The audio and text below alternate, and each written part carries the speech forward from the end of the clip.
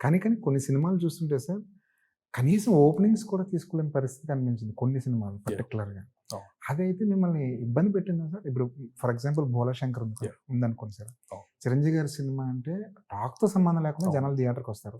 కానీ 'భోళాశంకర్' విషయానికొస్తే 'భోళాశంకర్' విషయంలో నేను బాగా హర్ట్ అయ్యింది ఏంటంటే, ఇట్ ఈస్ ద పీపుల్. ఈ సోషల్ మీడియా డెకాయిట్స్ ఉంటారు కొందరు. అవును. ఈ డెకాయిట్లు ఏంటంటే టైం చూసి దెబ్బ కొట్టేసారు. ముందే మీమ్స్ తయారు చేసుకున్న తర్వాత తెలిసిందంట. చేసినాడే చెప్పాడు. అంత ధైర్యం ఏంటి సార్ చేసినోడే చెప్పడం? చేసినాడు చెప్పడం అంటే యుఎస్ వచ్చి మాటలు ఇలా అంటే నేను చేశానని చెప్పకుండా మాకు కూడా వచ్చింది, మేము కూడా పొలిటికల్ అండి అది. It's not related to me, it's not related to industry or anything. పొలిటికల్గా ఇచ్చేయాలని చెప్పేసి ఆ పార్టీ ఫీలింగ్ చూపించేస్తారు అంతే.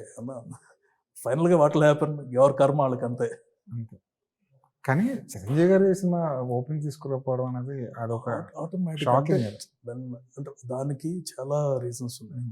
ఫస్ట్ ఆఫ్ ఆల్ అది రీమేక్. అవును. ఈ కోవిడ్ టైంలో, కోవిడ్ ముందు స్టార్ట్ అయిన మూవీ. అవును. కోవిడ్ టైంలో ఏమైందంటే మొత్తం అందరూ చూసేసారు. అవును. ఎన్ని భాషల్లో ఉన్న లాంగ్వేజ్ అన్ని చూస్తాం అనమాట. ఏదైతే మనం బిగ్గెస్ట్ పాయింట్ అనుకున్నామో రిలీజ్ టైంకి వచ్చేసరికి మాకు బ్యాడ్ లక్ ఏంటంటే చిరంజీవి గారు ఒకేసారి 3 సినిమాలు స్టార్ట్ చేశారు. 3 మన లాస్ట్ రిలీజ్ అయింది. లాస్ట్ అయ్యేసరికి ఈలోపు సినిమా అందరూ చూస్తారు. అవును. ఆ ఇంపాక్ట్ ఒకటి ఉంది. సెకండ్ థింగ్ ఈజ్ నెగిటివ్ అనమాట. ముందే సినిమా రిలీజ్కి ముందే సినిమా ఫ్లాప్ అనేది బయట క్రియేట్ చేస్తారు. సేమ్ టైం వీ హ్యాడ్ ఇక్కడ కేసు ఒకటి పడింది. సో నా గొడవలో నేను మామూలుగా అయితే ఎవరన్నా మన మీద నెగిటివ్ చేస్తున్నారంటే మా బ్యాచ్ ఉండేవారు అనమాట. అసలు రివర్స్ కొట్టేస్తామండి. 5 నిమిషాలు మాకు సోషల్ మీడియా అంత కింగ్స్ అందరూ ఉన్నారు కదా, అందరికి చెప్పి ఏదో గట్టిగా ఉన్నాడు కొట్టేంటారంటే ఆటోమేటిక్ ఇది అయిపోతుంది. అయితే ఆ టైం ఎవ్రీథింగ్ కోయిన్సైడెడ్.